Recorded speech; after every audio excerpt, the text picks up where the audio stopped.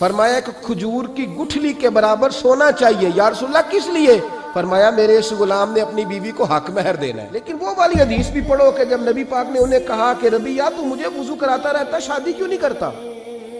حضور نے نہیں فرمایا کہ اس کا ذاتی معاملہ، میں شادی کراؤں گا، میں اس کام میں کیوں آؤں گا، شادی کیوں نہیں کرتا؟ اس کی حضور کوئی کاروبار نہیں، کوئی معاملہ نہیں، کوئی رنگ روپ نہیں، اور آپ کی خدمت سے بھی رک جاؤں گا. کہتے ہیں حضور خاموش ہو گئے. اگلے دن پھر پوچھا نکاح کیوں نہیں کرتے؟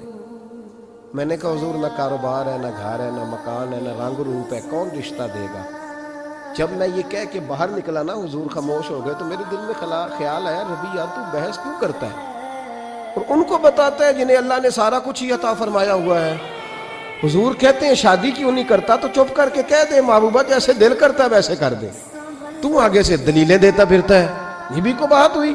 فرماتے ہیں اگلے دن میں نے ارادہ کر لیا، حضور نے اگر آج کہا تو کہہ دینا یا رسول اللہ جیسے دل ہو کرے.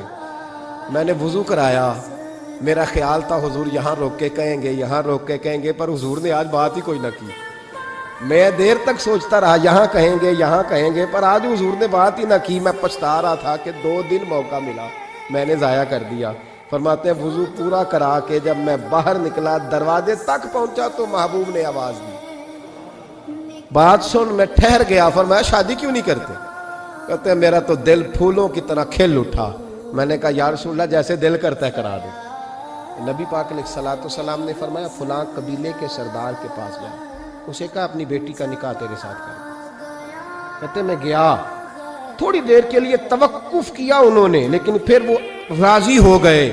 میں واپس آیا، سنو یہ جی اس کا ذاتی معاملہ ہے، لیکن نبی پاک نے دیکھا کہ اس کو ضرورت ہے میری، اس کا نکاح نہیں ہو رہا، گھر نہیں آباد ہو رہا، تو حضور نے پورا کردار ادا کیا. میرے محبوب کریم علیہ الصلوۃ والسلام نے حضرت حارثہ بن نعمان کو بلایا. فرمایا تیرا ایک مکان خالی ہے؟ کہ یا رسول اللہ ہاں. فرمایا یہ میرے ربیہ کو دے دے، اس میں رہا کرے گا، دلہن کو لائے گا. حضرت بریدہ اسلمی کو بلایا.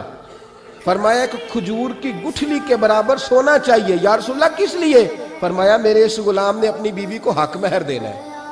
حضرت سیدنا عثمان غنی کو بلایا، تیسرے صحابی.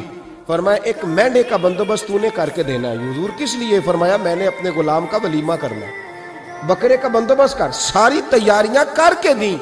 حضرت ربیہ کہتے ہیں جب میں دلہن بیاہ کے گھر لایا تو میرے دوست یار رشتہ دار مبارک دینے آئے، کہنے لگے تیری کیا بات ہے، شادی بھی اعلیٰ خاندان، ولیمہ بھی، اور کھجور کی گٹھلی کے برابر حق مہر بھی.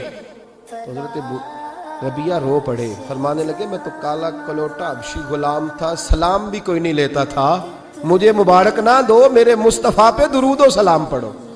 یہ سارا حضور کا کرم ہے.